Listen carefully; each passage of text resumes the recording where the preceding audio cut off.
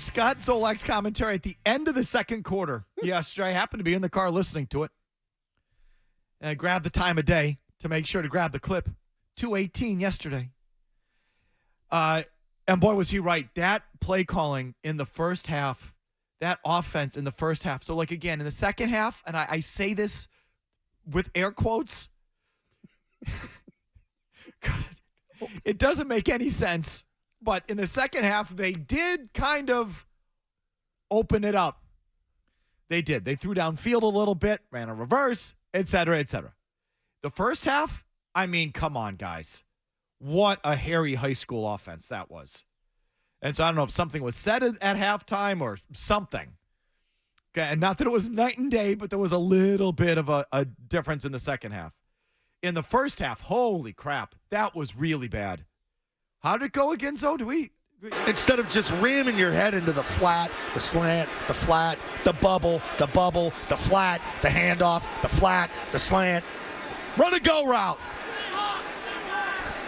Sorry. Well, then they ran a couple of them in the second half. The Patriots are the lowest scoring team in the league. If it holds, they will be the lowest scoring team in the NFL in over 12 years. The last time a team scored as few points as the Patriots, this current Patriots team did, you have to go back to 2011 and the St. Louis Rams, who were coordinated by Josh McDaniels. They averaged 12.1 points per game, 32 out of 32. This current team, you're averaging 12.3? I believe that's correct. Yep. Okay, so offenses that play this bad and produce this bad don't bring back their offensive coordinator, period. Mm-hmm. They just don't. So the last time there was an offense this bad in the NFL, it was the St. Louis Rams in 2011, and they changed offensive coordinators. Josh came back here in 2012, and the Rams moved on in 2012. That might have been when they went with Vermeil and Martz, right? Isn't that when they sort of made that transition? No. 20. That was much earlier. Yeah, God, what am I saying? Yeah, they were Jeff much Fisher earlier. Yeah, they went to Fisher, I think is right. Well, so anyway, boy, what am I thinking? Holy smokes. Just cut your wires, Carl. Yeah, totally. But either sorry. So either way, they change offensive. You have an offense this bad, you change offensive coordinators. Offensive coordinators don't survive scoring the fewest points in the league.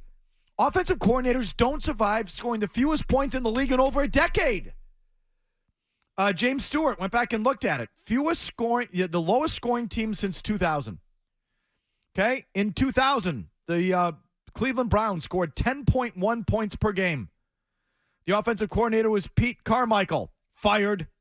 Next year, they fired the coach and the offensive coordinator. Chris Palmer and Pete Carmichael were the head coach and OC. The next year, they came back with Butch Davis and Bruce Arians. Also, the 2000 Bengals averaged 11.6 points per game. They had two head coaches, Bruce Coslett and Dick LeBeau, and their offensive coordinator was Ken Anderson. The next season, new offensive coordinator, Bob Brakowski. In 2006, the Raiders averaged 10.5 points per game. They had Art Shell as their coach, and they had two offensive coordinators. They were all gone by the next year. The new head coach was Lane Kiffin. It was that era, and the offensive coordinator was Greg Knapp. The 2009 Rams, they did actually bring back this offensive coordinator, but their head coach was Steve Spagnuolo, and the offensive coordinator was Pat Shurmur. They came back the next year. But for the most part, when you have offensive years this bad, they blow the building up. Never mind on the offensive coordinator that maybe the head coach survives. He makes the offensive coordinator a scapegoat, and they start over. Offensive coordinators who author these kind of seasons don't survive. Which brings me to my developing opinion. Neither should Bill O'Brien. How does Bill O'Brien survive this? He shouldn't. He shouldn't survive it. Because when it gets this bad, this dysfunctional, you make major changes. It's just how it's done in the league. Except you're going to be the team that brings back Pat Shurmur? Mike, they're inept. Again, they had another 3 pre-snap penalties yesterday on offense, basically. Too many men in the huddle, pre-snap, false start, delay of games. So even just the functionality, if you will. He's suspect. Beyond suspect. You can't bring back the offensive coordinator who has the lowest scoring offense in the league in 12 years. We thought it couldn't get worse after last year with Patricia and Judge, and it's gotten way worse with Bill O'Brien. So, right, you had the thing last year, you changed coordinators. Now you have an even worse year. You're going to keep him? Bill O'Brien, he shouldn't survive. It's not the way it's done. I mean, if he does survive, it's not the way it's done across the league. When you have this kind of offensive season, the offensive coordinator goes. Usually the whole team goes. And in this case, I think Bill Belichick is going. But how does the offensive coordinator survive? He shouldn't. The only way he survives, or you could justify him surviving, is something you've already started to hear, and that is, well, what if the offensive coordinator isn't really in charge of the offense? And Bert Breer said this to me last night. You'll hear the sound coming up.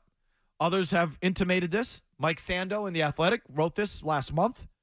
So this has been out there that Bill O'Brien does not even have full control of his offense.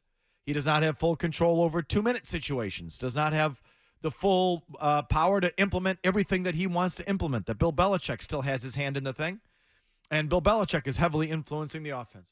So if that's the case, does that let Bill O'Brien off the hook? Should he keep his job in that case? Well, my answer would be no, but the Crafts will sell it. So that's what, that's sort of a, I don't know. But that's all it is a sell job. Use your eyes. I mean, come on. And I'm a little influenced coming off the Packer game last night with the offense that they run, which is the little Fleur offense, which is the Shanahan-McVay thing. Like, there's two offenses that are just cranking right now in the league. It's that one, and it's the Andy Reid offense. And you run neither. The offense you run is the offense that was run the last time a team was this bad. The 2011 St. Louis Rams, coordinated by Josh McDaniels. The offense is probably past its prime. It's probably past its date. Or it just works with one guy. Yeah, you just needed one important cog to that offense. Who could that be? I'm telling you, I think it's that as much as anything else. So do I. I think the thing relies on, a synchronicity of decision making with a quarterback that can decipher everything in the snap of a finger. 100%. Because these coaches, because Bill's so good, and he is, at looking at the field, the 22, the game film, and saying, well, if this guy goes here, we go there. So let's get on the field. Now it's up to you to do the same thing. As bodies are flying at you 1,000,000 miles an hour, and there was only one player who was special enough to be able to do what Bill needed him to do, and that was Brady. Otherwise, the rest of these guys are just human. And so if they're getting killed, their offensive line blows, or they just can't figure it out going 1,000,000 miles an hour, the whole thing falls apart. Because who could do that other than someone who was superhuman in Brady? No, it's time to kill the offense. That's how I feel too. Yeah, it doesn't work anymore. Not just the coordinator, the offense itself. Yeah, I don't think anybody can run it. I don't. I've come to that conclusion. In fact, there were times when Brady was here where they had problems because nobody could keep up with Brady. I want to see what bum quarterback was with the Rams in 2011. Sam Bradford. Oh, there you go. Sam Bradford. Yeah. Yep, it was Bradford. And the hope was that McDaniels could get him fixed, and he didn't. Not quite. So it's just taking me a while to arrive at this because I like Bill O'Brien. I don't know him like the guys that cover him. The guys that cover him love him because he has a good relationship with him, I assume. And but beyond that, I just like the way he carries himself. I think me too. Sort of a tell it like it is, no nonsense football coach, a little bit of a Northeast sensibility. Like, I like him, just having never met the man. And I've always felt he was a competent, solid NFL legit offensive coordinator. Nothing special, perhaps, nothing visionary, and nothing sort of over the top, but a good, competent football coach that I've always liked. And so I've always held off on the thing, but now just facts are facts. Teams that put up this kind of offense and these kind of points, the offensive coordinator does not survive it. It just doesn't work that way. When you go to the very bottom of the league offensively, the coordinator goes. When you go to the very bottom of the league offensively, over a 12-year period, there's no way the guy survives. Yet he's going to survive here? That doesn't add up. That doesn't feel very functional. So now you're making some sort of excuse for him. Well, he doesn't really call the offense, and well, he doesn't pick the groceries. And as Bill O'Brien would tell you himself, I don't really make that call, and that's really up to Matt and Bill, and that's up to Robert. We have a chain of command here, and that starts with Mr. Kraft, and then there's Bill, and I'm not really involved in that. I'm down here when it comes. So you can say that he doesn't make any of the decisions. You can say that Bill takes the play calling away from him.